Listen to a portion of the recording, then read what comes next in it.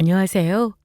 저는 서울 강서구에 살고 있는 30대 후반의 아이를 둔 엄마로 불과 1년 전 불의의 사고로 남편을 떠나보내야 했습니다. 그때 생각만 하면 아직도 정신이 아찔하니 가슴이 먹먹해집니다. 아직도 남편이 꼭 저의 곁에 살아있는 것 같은 게 지금 제 현실이 믿기지가 않을 때가 있으니까요. 그 당시 남편을 떠나보낸 것도 힘들었지만 그런 저를 더욱 힘들게 한 것은 가장 믿고 있던 사람의 배신이었습니다. 사람이 얼마나 무서운 존재인지 그때 깨달았으니까요. 다름 아닌 바로 저희 하나뿐인 형님이 저를 배신했던 겁니다. 저희 남편이 교통사고를 당하고 위독한 상황에서 저희 형편이 어려워지자 그런 저를 도와주겠다고 손을 내밀어 놓고 노예처럼 부리며 이용해 먹었던 거예요. 아직도 그 일을 생각하면 형님을 용서하기가 정말 힘듭니다. 그러나 제가 모든 걸 포기하고 싶은 그때, 저를 도와준 은인이 나타나며 모든 일이 해결되게 됩니다. 그래서 지금부터 제가 그때 겪은 그 신비한 사연을 여러분께 말씀드려 보려고 해요. 남편과 저는 동갑으로 30대 초반에 만나 연애를 해서 결혼을 하게 되었습니다. 남편은 다정다감한 성격의 성실한 사람으로 특수청소 일을 했는데 그래서인지 굉장히 돈을 잘 버는 축에 속했어요. 하지만 남편은 부모님 없이 하나뿐인 형과 자라 워낙 없이 살던 사람이었고 저도 친정 부모님이 고등학교 시절 일찍 돌아가시고 혼자 힘들게 살아왔던지라 저희는 결혼하면서부터 살림을 하나하나 일궈나가야 했습니다. 그래서 신혼살림도 두 사람이 가지고 있던 돈과 대출을 받아 빌라 전세로 시작하게 되었고요. 하지만 그래도 전 많이 행복했습니다. 가정적이고 성실한 남편에 저희가 결혼하고 얼마 지나지 않아 전 바로 임신을 하게 되었고 예쁜 저희 아들도 태어났으니까요. 가정이란 울타리 안에 산다는 기쁨을 부모님이 돌아가시고 다시금 느끼게 되는 소중하고 행복한 시간이었습니다. 그러나 그런 저희 행복은 오래가지 못했습니다. 사랑하는 저희 남편이 저와 하나밖에 없는 아들을 두고 너무 일찍 떠나버렸으니까요. 저희 아이가 4살 정도 되었을 무렵 남편은 그날도 어김없이 이른 새벽 일을 하기 위해 차를 끌고 출근을 하게 되었는데 맞은편에서 오던 음주운전 차량과 부딪히게 된 것입니다. 남편이 교통사고로 병원에 실려갔다는 연락에 저는 바로 저희 아이를 안고 병원에 달려갔고 위급한 상황에 저희 남편은 응급수술을 들어간 상황이었습니다. 이미 남편 회사 동료들도 남편 소식에 달려와 수술실 앞에서 기다리고 있더라고요. 전 수술실 앞에서 그만 주저앉고 말았죠. 여보, 안 돼. 당신 없이 나랑 준수들이 어떻게 하라고. 제발 무사해줘. 재수 씨 진정하세요. 민혁이 별일 없을 겁니다. 금방 수술하고 깨어날 거예요. 맞아요. 팀장님 괜찮을 거니까 사모님 기운 내세요. 이럴 순 없어. 우리 남편 어쩌면 좋아. 누가 좀 살려주세요. 그리곤 전 남편 회사 동료가 들고 있는 남편 작업복 점퍼에 묻어있는 핏자국에 그만 기절하고 말았습니다. 재수 씨, 정신 차려보세요, 재수 씨. 누가 여기 의사 좀 불러주세요. 사람이 쓰러졌어요. 제가 깨어나 정신을 차렸을 때는 남편의 수술이 끝난 상태였어요. 그래서 남편을 수술한 의사 선생님의 이야기를 듣게 됐는데 남편은 머리를 크게 다쳐 혼수 상태인 상황이었고 앞날을 장담할 수가 없다고 하더라고요. 그래도 전 남편을 포기할 수 없었습니다. 지금 이렇게 떠나기엔 너무 젊은 나이인데다 남편과 저 사이엔 저희 아들이 있었으니까요. 하지만 막상 집안의 가장인 남편이 다치고 나니 현실적인 부분을 무시할 수 없었습니다. 병원비와 보험을 들어놓은 게 있어 어느 정도 감당이 된다고 하지만 저희 집 생활비와 전세를 들면서 매달 들어가는 대출금이 문제였어요. 저희 남편에게 교통사고를 낸 가해자에게 제대로 된 보상을 받고 싶어도 무일푼의 신용불량자로 가진 것이 없어 소용이 없었고요. 그래서 들어놓은 적금이며 보험을 깨며 그 돈으로 생활비를 충당하게 되었죠. 하지만 어린아이를 돌보고 중환자실에 남편을 면회하러 오가며 몇 달을 지내다 보니 그것도 한계가 있더라고요. 그래서 전 일자리를 알아보게 됩니다. 그런데 아직 어린 저희 아이를 어린이집에 맡겨놓고 남편의 면회를 하며 일할 수 있는 일자리들이 그리 많지가 않았어요. 그런데 때마침 그런 저에게 구원의 손길을 내미는 사람이 있었습니다. 그건 바로 형님이었죠. 그날도 일자리를 알아보기 위해 면접을 보러 나갈 준비를 하고 있는데 저희 형님에게 연락이 왔던 겁니다. 동서, 서방님이 그렇게 되고 요즘 많이 힘들지?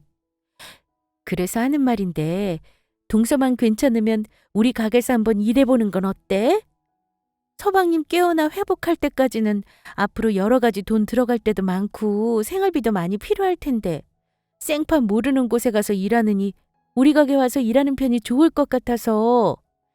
나도 아직 이 작은 가게에서 장사하면서 하루하루 근근히 먹고 살고 있지만 그래도 우리가 어디 남이야? 우린 가족이잖아, 가족. 내가 시급도 많이 쳐줄 테니까 우리 가게로 와. 정말이세요? 안 그래도 요즘 경제적으로 많이 쪼들리고 힘들어서 고민이 많았거든요. 형님만 괜찮으시면 저 형님네 가게 가서 일하고 싶었어요.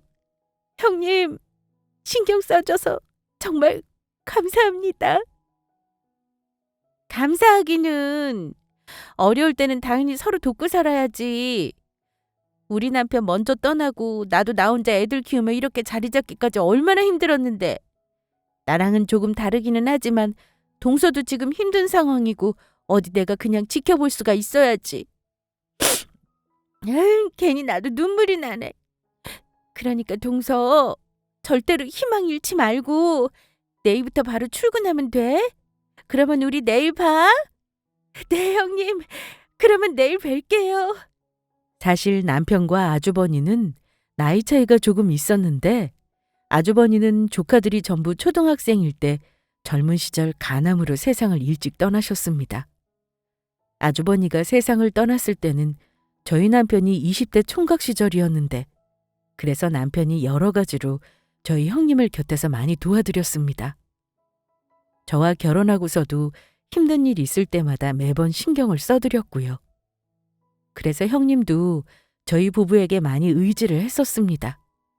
형님에게 뭘 바라고 저희가 잘해드린 건 아니지만 착한 일을 하면 좋은 끝은 있다고 힘든 시기 저도 그 덕을 본다고 생각했었어요. 참 순진하게도 말이에요. 저는 그때까지 형님의 호의에 대해 전혀 의심하지 못했던 겁니다. 그 형님이란 인간이 얼마나 악마 같은 이중적인 인간인지 모른 채요. 전 형님네 가게로 출근한 지 얼마 지나지 않아 형님의 본색을 보고 말았던 겁니다. 동서, 아직도 설거지 안 끝내고 뭐 한 거야? 사람이 왜 이렇게 굶떠? 무슨 설거지를 하루 종일 하나? 그리고 설거지 끝나면 가서 김치 담글 재료들 좀 사와. 내가 지금 수중에 돈이 없어서 그러니까 일단 동서가 가진 돈으로 계산하고 영수증 받아오면 내가 나중에 줄 테니까. 형님, 저 설거지 시작한 지 아직 10분도 안 지났는데요. 그리고 저번에도 저보고 장 보러 다녀오라고 해놓고 물건 상값 안 주시지 않았어요? 그런데 또 저보고 제 돈으로 장 보라고요? 형님, 저 지금 수중에 가진 돈이라곤 가게 왔다 갔다 하면서 쓸 한 달 교통비밖에 없어요. 이게 무슨 헛소리야? 그때 장 보고 내가 분명히 돈을 줬는데 동서 지금 나 속여 먹으려고 내 앞에서 거짓말하는 거지. 아니에요. 여기 제가 가지고 다니는 메모장에 형님이 저한테 먼저 제 돈으로 사오라고 하고 나중에 돈 받은 거 전부 표시해 놨는데 없잖아요. 아무래도 형님이 잘못 기억하고 계신 것 같아요. 그, 그런가? 아무튼 오늘 사오라는 거 내 말대로 사와. 나는 여기 사장이고 동서가 아무리 알바라고 해도 여기 직원으로 들어온 거면 사장 말을 들어야 할 거 아니야. 왜? 싫어? 정 내 말대로 못하겠으면 우리 가게 일 관두든지. 아니에요. 할게요. 형님이 말한 대로 김치 담글 재료도 전부 사오겠습니다. 솔직히 제가 형님네 가게에 들어가서 일을 하자마자 달라진 형님의 태도에 충격을 받았었습니다. 세상이 원래 이렇게 냉정하고 삭막한 건가 싶기도 하고 세상에 혼자 남겨진 기분이었죠. 그 당시에는 믿고 의지했던 남편도 위중한 상태였고 기댈 곳 하나 없던 저에게 세상은 정말 무섭기만 했어요. 그러면서 드는 생각이 옛날 어른들 말처럼 세상에 믿을 사람이 없다는 생각뿐이었죠. 가장 믿을 수 있다고 생각한 가족마저 이렇게 뒤통수를 치는데 도대체 누구를 믿을 수 있을까 싶었습니다. 삭막한 세상에 저와 아이 둘만 남겨진 기분이었어요. 그래도 전 악자까지 버텨내야겠다는 생각이었습니다. 저에게는 제가 지켜야 할 아이와 병원에 입원해 있는 저희 남편이 있었으니까요. 그런데 그런 생각이 들수록 저희 아이에게 미안해지더라고요. 남편이 교통사고가 나고 병원에 입원하고 나서 저희 아이에게 제대로 신경 써줄 틈이 없었으니까요. 그런데도 4살 배기 저희 아들은 저한테 떼를 쓰는 법이 없었습니다. 마치 지금 모든 상황을 알기라도 하는 것처럼 남편이 교통사고를 당하기 전에는 잠투정도 부리고 밥도 먹지 않겠다고 고집을 부리던 아이가 잠투정 하나 없이 자기 혼자 이불을 끌어 누워 잠을 자고 배고파도 투정 한번 부리지 않고 제가 식사를 차려줄 때까지 조용히 기다렸습니다. 그리곤 제가 밥을 챙겨주면 제가 해준 밥이 맛있다면서 저와 눈을 맞추며 환하게 웃어주었죠. 저를 보면 사랑한다고 말하면서요. 엄마가 해준 밥이 최고. 엄마 예뻐. 사랑해. 아마도 그건 저희 아이가 엄마에게 힘내라는 말을 하고 싶지만 그 표현이 뭔지 몰라 해주는 일종의 위로 같았어요. 어린 것이 뭘 안다고. 그런 아들의 모습이 고맙고 대견하면서도 몹시 미안하고 가슴 아팠습니다. 그런 와중에 저에겐 또다시 일이 생기고 맙니다. 저희 아이가 어린이집 놀이터에서 미끄럼틀을 타다가 넘어지며 크게 다쳤다는 소식이었어요. 그래서 아이를 병원에 데리고 가고 있다는 선생님의 전화에 저는 바로 형님에게 말하고 아이가 있는 병원으로 달려가려고 했죠. 그런데 그런 저를 보고 형님이 한다는 소리에 저는 억장이 무너졌습니다. 애들은 원래 다치면서 그런 거 몰라? 그게 무슨 대수라고 그런 일로 지금 일하다가 말고 간다는 거야? 형님, 다른 것도 아니고 아이가 지금 다쳐서 병원에 가 있다는데 어떻게 안 갈 수가 있어요. 그리고 다른 사람도 아니고 형님 조카가 다쳤다는데 대수라는 말이 나와요? 어느 엄마가 자식이 다쳐서 병원에 가 있는다는데 가만히 직장에서 별일 아니다 생각하고 일을 하고 있겠냐고요. 그래서 지금 내 허락도 없이 가겠다는 거야? 가뜩이나 가기도 바쁜데 동서 가면 식당 일은 누가 하라는 거야? 음식이야 어차피 형님이 가르쳐준 레시피대로 주방장님이 전부 만들고 솔직히 형님 저 오고 나서 가게 일 저한테 맡겨놓고 일 안 하시지 않았어요? 지금 형님 저 가면 일해야 하니까 귀찮아서 저희 아이가 다쳤는데도 못 가게 막는 거 아니냐고요. 죄송하지만 전 지금 저희 아이 상태 보러 병원 가봐야겠어요. 어차피 저 시급으로 받는 알바고 지금 간다고 형님이 돈 나가는 것도 아니니까 가보겠습니다. 야! 거기 당장 못 서? 이 잡거사 당장 거기 서라고! 저는 형님 말을 무시하고 바로 병원으로 달려갔습니다. 어떻게 저희 아들 큰엄마라는 사람이 본인 일하기 귀찮다고 조카가 다쳤는데도 가지 못하게 막는 것인지. 그때는 정말 저희 형님이 사람이 맞나 의심이 들 정도였습니다. 병원에 가보니 저희 아이는 팔에 금이 간 상태였고 당분간은 깁스를 하고 다녀야 한다고 하더라고요. 그런데 그동안 아무리 힘들어도 꾹 참고 저한테 눈물을 보이지 않던 아이가 이번에는 적잖이 놀랐는지 저를 보자마자 울음을 터뜨렸습니다. 엄마 준수 아파. 준수 미끄럼틀에 넘어져서 했어. 그래, 우리 준수 많이 아팠지? 엄마가 너무 늦게 와서 정말 미안해. 엄마가 우리 준수한테 정말 많이 미안해. 그래서 저도 모르게 저의 아이를 따라 울음을 터뜨리고 말았죠. 저도 힘들었던 일이 쌓이다 보니 그동안 꾹 참았던 눈물이 저희 아이 울음에 나와버리고 만 것입니다. 게다가 저를 가슴 아프게 하는 일이 거기서 끝이 아니었습니다. 저희 형님이 기어이 제 뒤통수를 치다 못해 저에게 사기를 치려고 했으니까요. 그날은 월급날이 되어 통장을 확인하는데 제가 일한 것보다도 적은 금액이 월급으로 들어왔던 겁니다. 그래서 전 형님에게 따질 수밖에 없었죠. 형님, 이게 어떻게 된 건가요? 지금 통장에 돈 들어온 거 확인해 봤는데 제가 일한 것보다 금액이 너무 적게 들어와서요. 물에 빠진 사람 구해주니까 보따리 내놓으라고 한다더니 동서 정말 뻔뻔하네. 나는 동서 생각해서 어렵게 일자리까지 주고 나름 신경도 많이 써줬는데 배은망덕하게 일도 매일 그따위로 엉망으로 해놓고 또 얼마 전에는 애 아프다고 마음대로 일하다 말고 가버렸으면서 지금 나한테 제대로 된 월급을 받길 바라는 거야? 동서, 매번 서방님 면회 간다고 일하다가 말고 가버려. 준수 어린이집 끝나고 데리러 가야 한다고 가버려. 일하다 말고 중간에 빠진 게 어디 한두 번이냐고.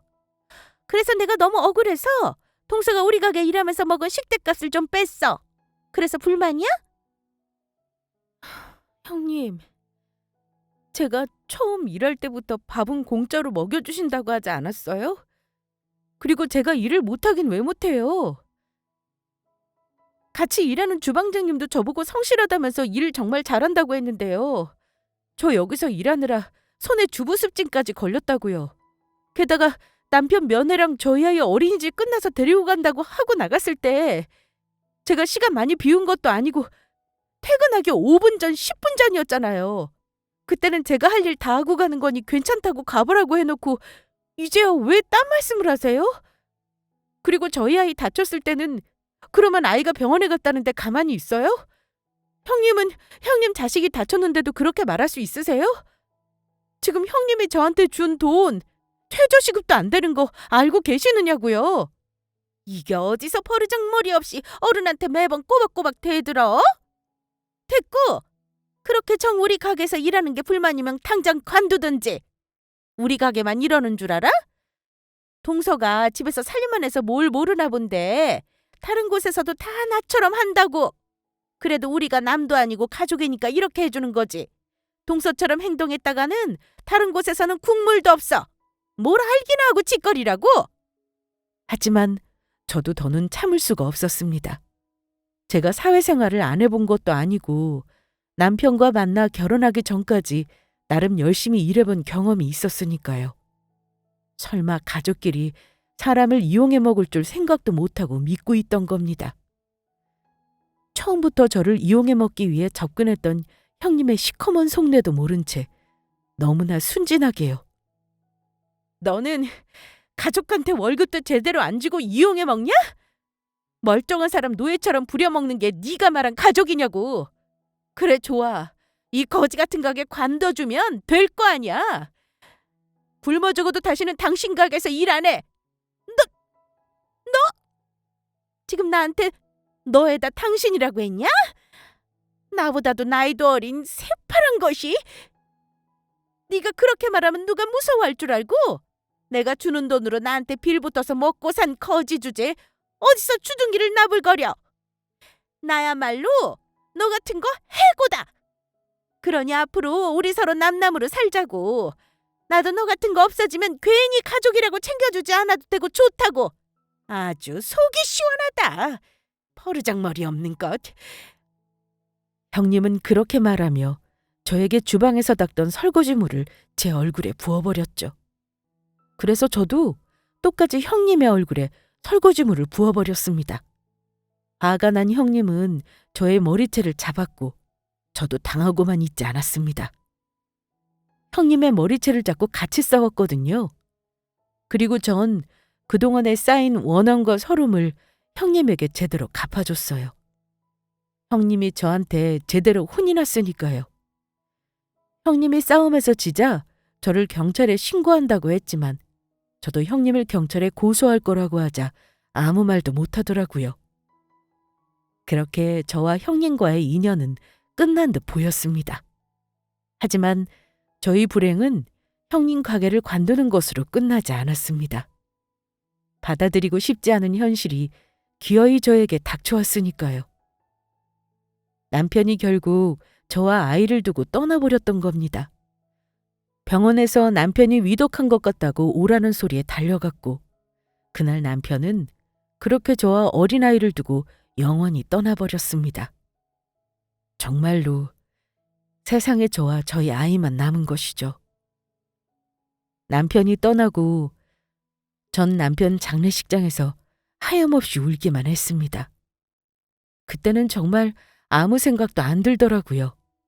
그저 삶이 너무 허망했고 지칠 대로 지친 상황이었거든요.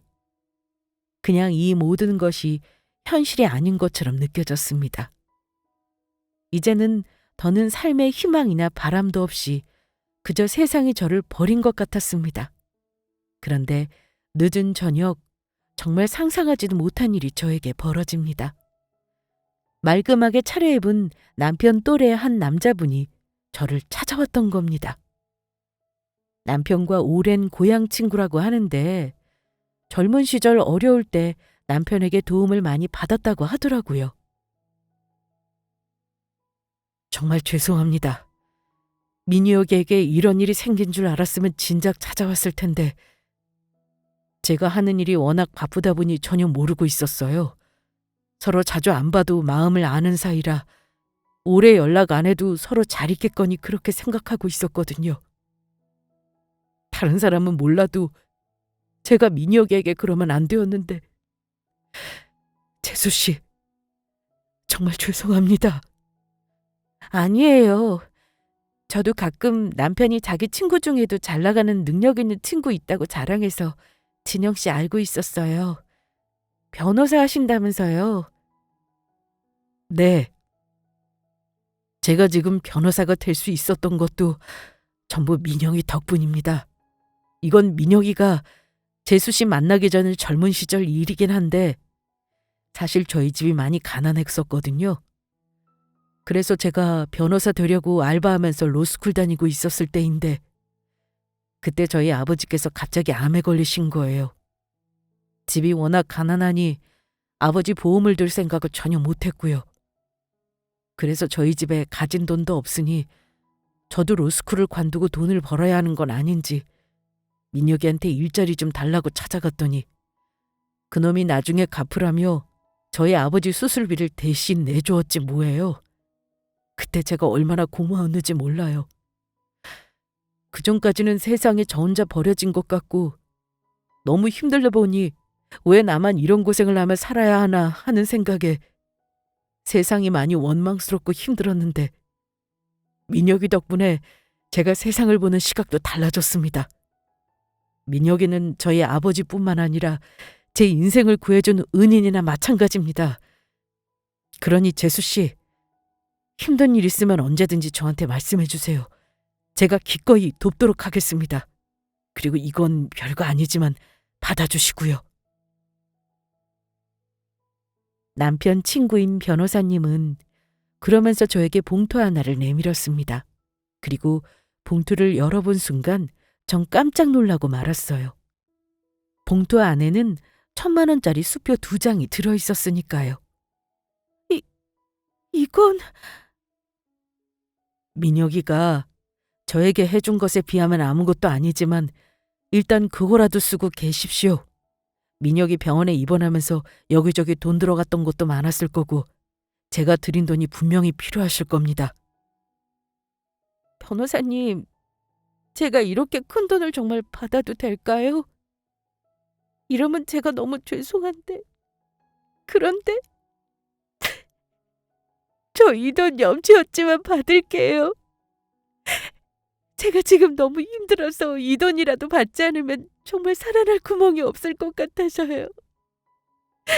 지금 당장 저희 전셋집 대출금 갚지 않으면 쫓겨날 상황이거든요. 제가 나중에 몇 년이 걸리더라도 이 돈은 꼭 갚도록 하겠습니다. 정말이지 고맙고 감사합니다. 감사합니다. 아니에요. 전 당연히 할 도리를 했을 뿐인걸요. 민혁에게 받은 은혜 지금 갚는 겁니다. 그리고 제가 말씀드린 것처럼 힘든 일 있으면 참지 마시고 언제든 저한테 말씀해 주셔야 합니다. 무슨 일이든 제가 바로 달려오도록 할게요. 전 변호사님이 주신 돈으로 급한 불을 끌 수 있었습니다. 덕분에 남편의 장례식도 무사히 치를 수 있었고요. 그런데 문제는 다른 곳에서 생겼습니다. 월급날이 지났는데도 형님이 그동안 제가 일한 월급을 주지 않는 것이었어요. 변호사님에게 도움을 받긴 했지만 그때 제 상황이 한 푼이라도 아쉬운 상황이라 전 형님에게 연락을 할 수밖에 없었고 그러자 저의 문자와 연락을 전부 무시하는 것이었어요. 그래서 전 결국 형님 가게로 직접 찾아갈 수밖에 없었습니다. 형님, 어떻게 된 건가요? 왜 제가 일한 월급 안 주시는데요? 내가 왜 그 돈을 줘야 하는데? 저번에도 이야기했지만 솔직히 동서 우리 가게에서 일하면서 밥만 축냈지 한 게 뭐 있다고? 그리고 서방님도 죽고 우리 이제 남남인데 무슨 돈을 달라는 거야? 경찰 부르기 전에 내 가게에서 당장 꺼져! 웃기지 마.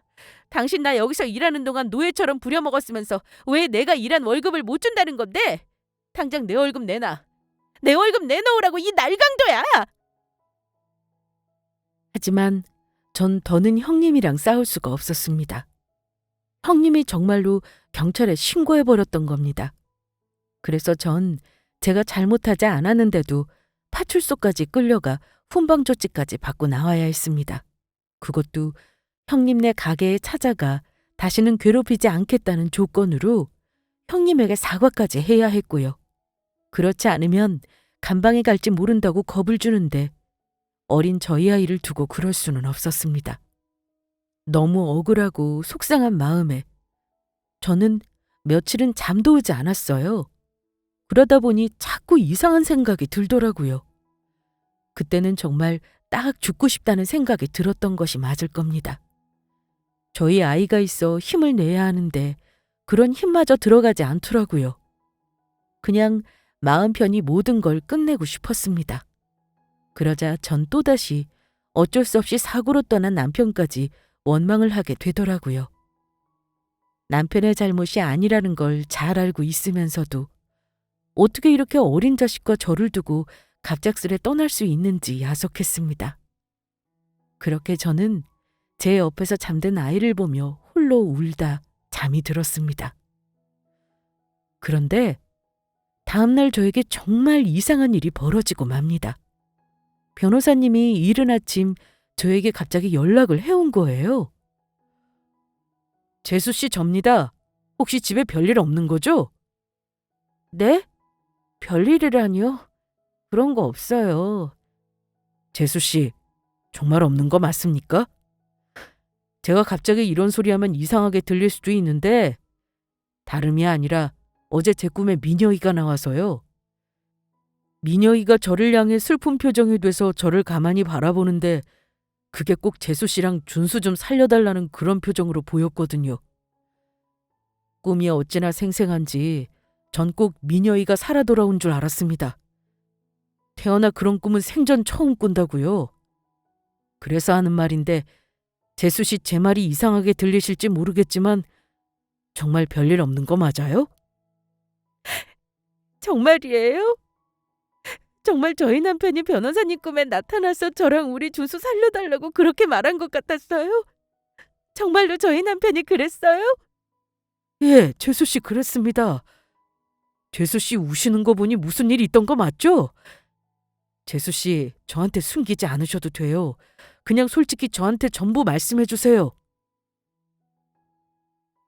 그래서 전 변호사님에게 제가 그동안 형님에게 당했던 이야기를 전부 털어놓게 되었습니다. 그러자 변호사님은 깜짝 놀라 불같이 화를 내며 저에게 말했죠. 정말로 민혁이 형수님이 그렇게 말했다고요? 진짜로 재수 씨한테 그런 짓을 했다는 겁니까? 어떻게 그럴 수가 있죠? 사람이면 민혁이를 봐서라도 재수 씨한테 절대 그러면 안 된다고요. 민혁이가 지 형수한테 어떻게 했는데요? 민혁이한테 그렇게 큰 은혜를 입어놓고 은혜를 원수로 갚다니. 은혜를 원수로 갚다니요? 변호사님 그게 무슨 말씀이세요? 민혁이 형수님 가게 그거 본인 가게 아닙니다. 그거 민혁이가 결혼 전에 형수님이 하도 사정이 힘들다고 앓는 소리를 하니까 그동안 청소일하면서 모은 돈으로 민혁이가 자기 이름으로 형수님한테 차려준 가게라고요. 그 이후 재수 씨 만나서 결혼하게 된 거고요. 민혁이가 갑작스레 떠나는 바람에 그 사실을 재수 씨한테 말하지 못했나 보네요. 지금까지 민혁이한테 그런 은혜를 입어놓고 재수 씨한테 그러다니 절대 용서할 수 없습니다. 정말 사람도 아니라고요. 그게 정말 사실인가요? 예. 민혁이 형수 그분 이대로 둬서는 안 될 것 같네요. 정신 차리게 제대로 혼 좀 내줘야겠습니다. 재수 씨, 앞으로 일 저한테 전부 맡기세요. 제가 알아서 다 처리해드리겠습니다. 변호사님의 말에 전 너무 놀라 한동안 멍한 상태로 있었습니다. 그리고 차츰 정신이 들자 형님을 도저히 용서할 수가 없었어요. 남편은 고등학교를 졸업하자마자 청소일을 시작했었고 그래서 혼자 고생하는 형님 모습에 남편 본인이 모은 돈으로 가게를 열어 형님이 장사를 할 수 있게 해준 겁니다. 본인이야 아직 젊고 앞으로 돈을 벌면 되니까요. 그러다가 몇 년 후 저와 만나 결혼을 하게 된 것이고요. 그래서 저와 결혼 전의 일이기도 하고 남편도 갑작스레 저와 아이 곁을 떠날 줄 몰랐으니 형님을 배려하는 차원에서 저에게 이야기를 하지 않았던 것 같습니다. 그런데 그런 남편의 착한 마음을 이용하더니 형님은 그 사실을 숨긴 채 이제는 저까지 부려먹으며 그런 못된 짓거리를 했던 겁니다. 그래서 저도 저지만 그런 남편의 마음을 배신한 형님을 절대 용서할 수 없었어요. 그래서 변호사님과 제대로 혼을 내주기로 했죠. 제가 그런 생각을 하기도 전에 이미 변호사님은 저와 같은 마음이었으니까요. 그래서 형님을 제대로 혼내줄 모든 준비를 마치고 형님에게 마지막으로 할 말이 있다며 가게를 찾아가게 됩니다. 그런데 형님은 형님의 가게가 남편의 것이란 걸 제가 모르는 줄 알고 아주 뻔뻔하게 나오더라고요. 동서, 진짜 쇠고랑 차고 싶어?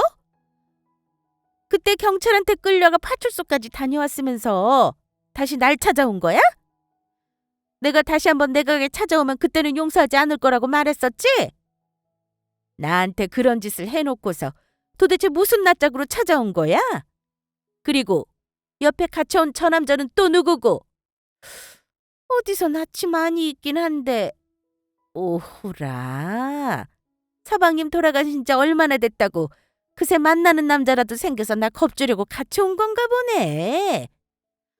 어디 지금 당장 내가 경찰 불러 두 사람 혼 좀 내줘 볼까? 내가 정말 어이가 없었어.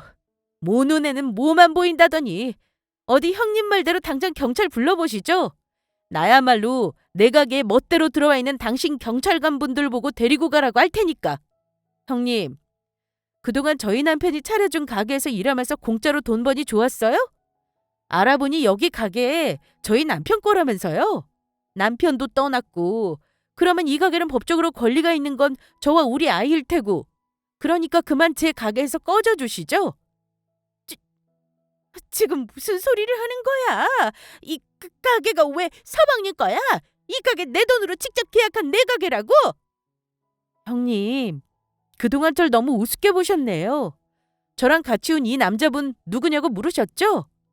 바로 제가 선임한 저희 변호사님이세요. 그것도 저희 남편과 오랜 시절부터 알고 지낸 친한 친구라고요. 그래서 제가 이 가게 오기 전에 우리 변호사님이랑 전부 알아보고 왔거든요. 건물 주인분 만나서 남편 이름으로 임대차 계약한 거랑 영업 등록증 신고한 거, 사업자 등록받은 것까지 전부 확인하고 왔다고요. 건물 주인분한테 말해서 가게 계약서 사본도 받아왔는데 그거라도 보여드릴까요? 남편 통장으로 이미 우린 남편이 이 가게 계약하면서 돈 보낸 거 전부 확인하고 왔다고. 이 가게 우리 남편 거 확실하고. 그러니까 당신 그만 내 가게에서 꺼져. 동서, 그동안 내가 잘못했어. 그러니까 나 한 번만 봐줘라. 내가 이 가게에서 몇 년 동안 장사했는데 나 여기서 나가면 뭐 해먹고 살라고. 동서도 알다시피 나 이 가게에서 쫓겨나면 알거지라고. 우리 애들 고등학생이랑 대학생이긴 하지만 아직 전부 다 크지도 않았고 자기도 아이 키우는 입장이라면 엄마로서 내 마음 잘 알 거 아니야. 나 우리 애들 책임져야 한다고. 동서, 나 남편 죽고 혼자 정말 힘들게 살았다. 동서는 이런 내가 정말 불쌍하지도 않아? 이 사람이 왜 이렇게 잔인해?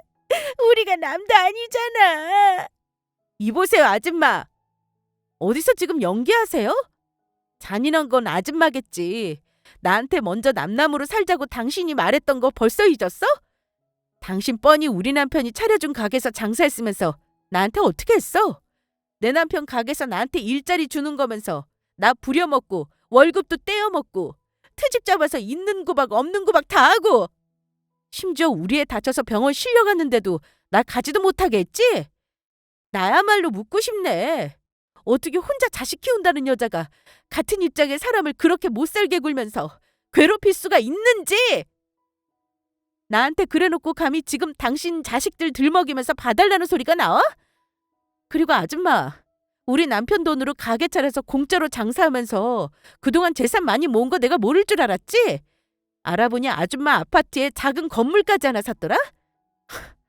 그래놓고 우리 부부 앞에서는 매번 혼자 아이 둘 키우느라 힘든 척 연기했었지? 당신 도와준 우리 남편은 교통사고 나서 떠나고 나랑 우리 아이는 당장 길거리 나앉게 됐는데도 당신은 그런 나를 도와주기는커녕 거머리도 아니고 죽고 싶은 내 등에 빨대를 꽂고 없는 피까지 쪽쪽 빨아먹으려고 했다고. 네가 그러고도 사람이야? 너 같은 건 인간도 아니야. 이 짐승보다도 못한 것. 어떻게 우리 남편의 은혜를 나한테 원수로 갚을 수가 있어? 젊은 시절 고생하면서 당신 도와준 우리 남편을 위해서라도 당신 절대로 용서 못해. 그런데 다음에 아주 황당한 일이 벌어졌습니다. 제 말에 더는 할 말이 없어지자 우는 척 연기를 하던 형님이 오히려 저에게 큰 소리를 치고 나갔던 겁니다. 이 싸가지 없는 것. 나보다 한참이나 어린 것이 그렇게 나온다 이거지? 그래, 여기 서방님이 차려둔 서방님 가게다. 그래서 뭐 어쩌라고? 그래도 여기서 몇 년 동안 장사하면서 가게 잘되게 한 건 바로 나라고. 그러니까 이 가게는 내 거야. 어디 법적으로 할 수 있으면 해봐. 하지만 형님의 말에 웃는 건 바로 저였어요. 그동안 참고 있던 변호사님이 나서기 시작한 겁니다. 변호사님 준비해온 서류 봉투를 하나 내밀자 형님이 그걸 확인한 순간 졸도하려고 했으니까요. 당신 닥치지 못하겠어? 어디 내가 가지고 온 이거나 확인하고 말해. 이건... 이 계약서 기억해? 민혁이가 당신한테 가게 차려주면서 썼던 계약서야. 가게 수익의 30%를 매달 민혁이에게 주기로 약속했던 그 계약서. 민혁이랑 당신 같이 법적 공증까지 받았었지? 그때 공증사무실 같이 가서 내가 옆에서 도와줬던 거 기억 안 나? 내가 알기론 그때 이후부터 지금까지 당신이 이 계약서에 있는 약속도 안 지키고 일부러 가게 수익금도 민혁이한테 보내지 않는 거로 알고 있는데 지금 내 말이 틀려? 당신이 계속 어렵다고 하니까 민혁이는 당신 혼자 아이들 키우기 힘들까봐 그래도 조카 새끼들 키워주는 사람이니 그거 생각해서 지금까지 그 돈 한 푼 안 받고 참고 있었던 것 같은데 감히 그런 내 친구가 교통사고 난 틈을 타 이렇게 뒤통수를 쳐? 가게 운영할 때 필요한 거라고 당신한테 맡긴 민혁이 본인 통장에 들어오는 돈이랑 당신이 민혁이 대신 내는 세금들 확인했으면서도 민혁인 순수하게 힘들다는 당신 말을 믿어줬다고. 재수 씨한테 그 사실을 숨기면서까지.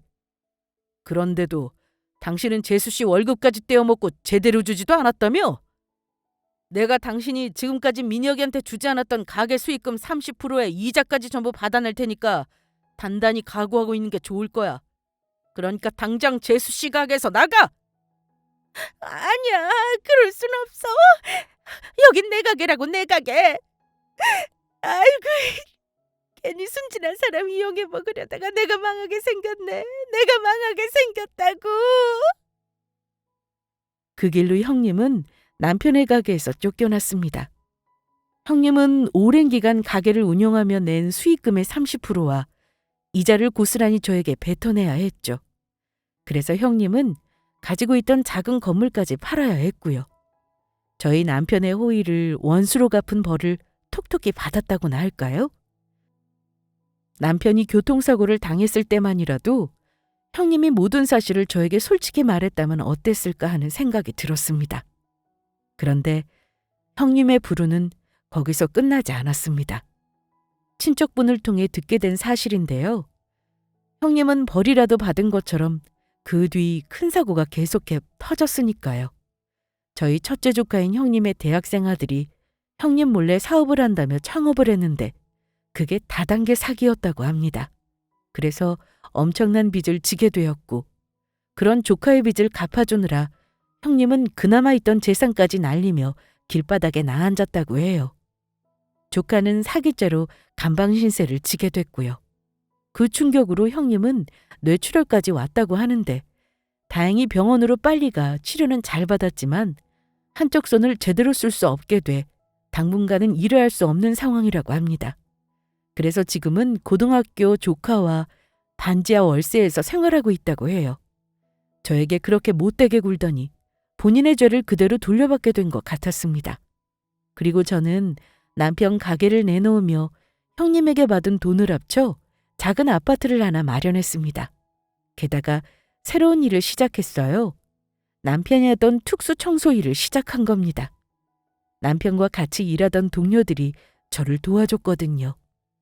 여자 몸으로 많이 힘든 일이긴 하지만 같이 일하는 남편 동료들도 많이 배려해 주시고 시간도 자유롭게 쓸 수 있는 데다 제 아이를 혼자 키워도 될 만큼 괜찮은 월급을 받고 있어 전 만족하며 감사한 마음으로 다니고 있습니다. 남편이 떠나며 고생한 것에 비해 지금 몸이 힘든 건 아무것도 아니니까요. 아직은 신입이라 조금 힘들긴 하지만 열심히 일을 배워 아파트를 사고 조금 남는 돈으로 나중에 저만의 청소회사를 차려보고 싶은 꿈도 생겼습니다. 제가 안정을 찾으니 저의 아이도 밝은 모습으로 잘 지내고 있고요. 아이가 아직도 아빠를 기억하는지 어디 갔냐고 저한테 가끔 묻는데 전 그런 저희 아이에게 아빠는 하늘에서 저희 두 사람을 지키며 잘 지낸다고 이야기해 줬어요. 남편이 떠나고 이 세상에 저 혼자뿐이라고 생각했는데 제가 이렇게 힘든 고비를 넘기며 잘 자리 잡을 수 있었던 것은 많은 주변 사람의 도움 때문이었어요. 게다가 제가 일어날 수 있게 저를 도와주신 남편 친구인 변호사님께는 그저 감사할 따름입니다. 나중에 알고 보니 남편이 본인 명의로 형님에게 가게를 차려주며 계약서까지 써서 공증을 받았던 것도 전부 변호사님 덕분이더라고요. 변호사님이 남편의 일을 도와줄 때는 변호사가 된 지 몇 년 안 되었을 때인데 아는 공중 사무실에 가서 공증을 받도록 권유했었나 봐요. 어려운 형수님을 도와주는 건 좋은 일이지만 변호사 일을 하다 보니 별의별 일을 다 겪었고 사람은 아무리 가까운 사이라도 쉽게 믿으면 안 된다고요. 그래서 도와준 만큼의 대가를 받고 만약을 대비하라며 공증을 받아놓으라고 했었나 봐요. 그 덕에 저며 저희 아이며 살 수 있었습니다. 그래서 저도 기회가 되는 대로 주변 사람들을 도우며 살아가려 합니다. 그래서 적은 돈이지만 어린이들을 도와주는 후원단체 매달 조금씩 후원도 하고 있어요. 제가 그랬던 것처럼 저에게 후원을 받는 아이도 저의 작은 도움으로 큰 힘을 얻을 수 있을 테니까요. 비록 제 곁에 남편이 떠나고 없지만 남편을 대신해 저희 아이를 훌륭한 아이로 잘 키워보려 합니다. 좋은 직업이나 돈이 많은 것보다 마음이 따뜻하고 옳은 길을 가는 그런 훌륭한 아이 말이에요. 남편이 하늘에서 저와 아이를 지켜주고 있다는 사실을 변호사님 덕분에 알게 되었으니까요. 잘 지내고 있는 저와 아이를 보며 남편도 편히 이젠 쉬고 있겠죠? 모두 제 이야기를 끝까지 들어주셔서 정말 감사합니다. 모두 건강 조심하시고 행복하세요.